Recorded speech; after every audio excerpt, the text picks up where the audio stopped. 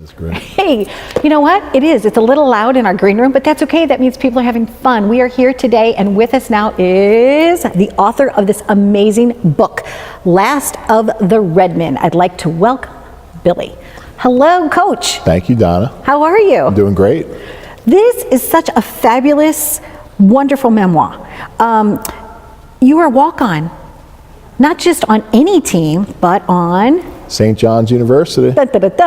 Known all over the world for their amazing basketball team. That's right.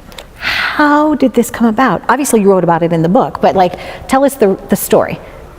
My dad and mom were so supportive to me growing up, and they always said to follow my dream. So my dream in 1985, when St. John's went to the Final Four, was to play for St. John's.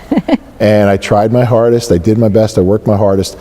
The only problem is when I went to high school, I got cut from the basketball team all 4 years, and it was devastating. And my sophomore year, it was even more devastating because I had grown and I've gotten better. And my dad said, my father Angelo said, "Bill, you're going to play college basketball one day." And I was crying, and I was like, "Wait, what? What did you just say?" And he said, "I can feel it. I know, I'm a basketball guy. I know what's going to happen in the future. You're going to play college basketball. Don't give up."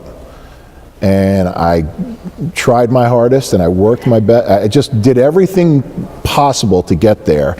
And after I graduated high school, after not playing 1 minute, I got recruited to play in college in Maine at a Division III school called Westbrook College. And it was an amazing experience. And for 2 years, I got to play college basketball. Long story short, I transferred home because my mother and father both got sick at the same time. So I made the transfer back home, and I said, well, where else am I going to go? I live in Queens. I'm going to go to St. John's University. And a year of sitting out and watching everything pass by, I tried out for the team at St. John's, and I made it as a senior, as a walk-on.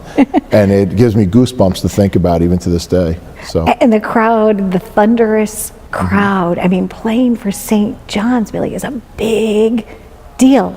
And you were able to make that happen. It was an achievement of just perseverance and hard work and not giving up on my dream. And that's why I wrote the book. I want to be able to inspire kids and parents to kind of give those tools to their kids to not give up. So, when people pick this book up, one of the things that I know about you, that I want my audience to know about you, is that you are an educator. Mm-hmm. And it translates so well. Who wouldn't want you to be their kid's teacher? I mean, I'm serious. It's Billy. It's you know, I feel teaching's an art form, and you're able to take your own challenges that you have overcome and bring that every day. The honor to be a teacher is amazing. That power that you have with children. And I teach 11th and 12th grade, and they're going off to college soon. So I can use my life lessons to kind of get that across in the classroom.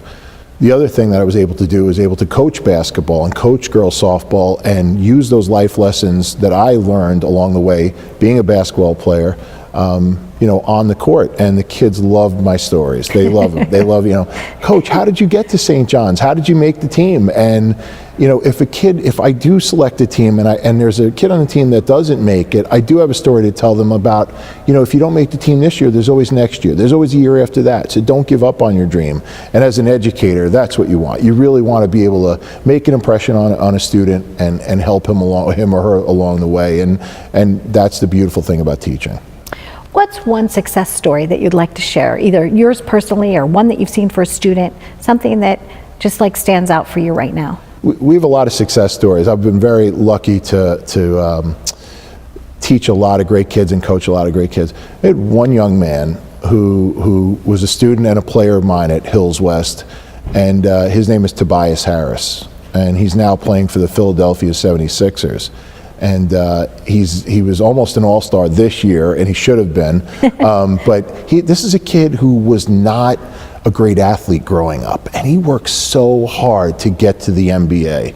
And now you see him, he's 6'9", he's shredded with muscles. But back then, when he was a sophomore in high school, he was almost like on the chubby side, for lack of a better term, and he worked so hard at getting his body ready. And now, as a 26-year-old man, he's playing in the NBA for his 7th or 8th year, and he works out 3 times a day. I mean, this is a kid who's just what a role model to my own children. My son and daughters absolutely adore him, and they've known him their whole life, and he's been a part of our family.